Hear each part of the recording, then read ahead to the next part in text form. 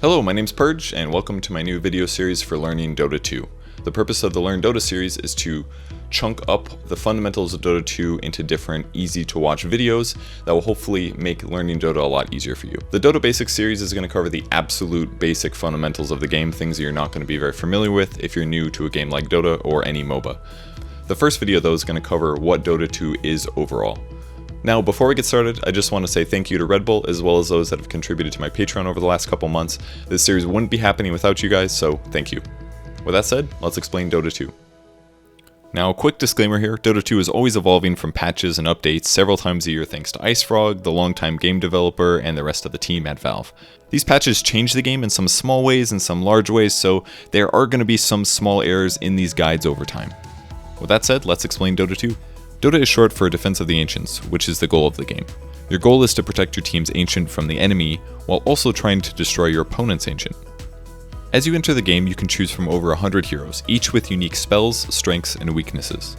They're all free to pick and available to you from the very first game, though you can't pick a hero that someone on either team has already picked. There's only one allowed per game. Though the map is the same every game, the variety of Dota comes down to the heroes picked, as each team has 5 players. There's a lot of different combinations you're going to encounter, and a lot of new things to learn. When the game begins, heroes start off weak with a small amount of gold. It's no quick task to destroy the enemy Ancient, so in order to eventually get there, they first have to destroy several defensive towers which are positioned along the 3 lanes of the map. To help fight the battle, both teams spawn a group of creeps for each lane, who sprint towards the enemy and fight whoever they encounter, very often enemy creeps. When enemy creeps die nearby your hero, heroes on your team will gain experience to level up and gain additional and stronger spells. Getting the killing blow on a creep will also grant gold, which can be spent on a large selection of items which can boost different aspects of your hero, either to make yourself or your allies more powerful, sometimes to take more damage, or to help you do battle with enemy heroes and their special skills. When you kill enemy heroes, you gain an even larger boost to experience and gold, and your enemies will have a period of time before they respawn near their Ancient. If it's later into the game, the period of respawn is going to be even longer, which makes it even easier to take objectives like towers after winning teamfights against enemy heroes. Players can also slay the monster Roshan, who dwells in a pit near the center of the map. Rosh will drop some unique items, the primary one being the Aegis of the Immortal, which allows a hero to immediately respawn upon death. While it's not required to defeat him, the gold and items that he drops will grant your team an advantage in the next fight, so it's sometimes worth doing.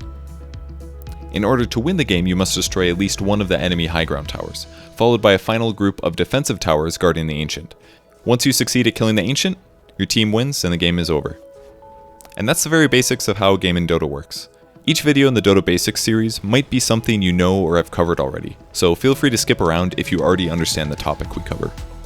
If you just want to learn Dota by playing games, I recommend starting with a handful of bot games, or you can play Dota Turbo, which gives more gold and the games end faster and it's easier to buy items, or if you want the big boy leagues, you can just jump into an all-pick game and play against real people.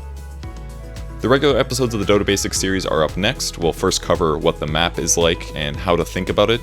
We'll then cover how to control your hero and move around the map, and finally, some tips for hotkeys and settings so that you can actually get in and start playing Dota 2 pretty fast. If you're a more experienced player and the Dota Basics series is a little bit too simple for you, I recommend jumping forward to the Learn Dota series, because then that'll get you to the meat of Dota 2 and how to play better. Thanks for watching.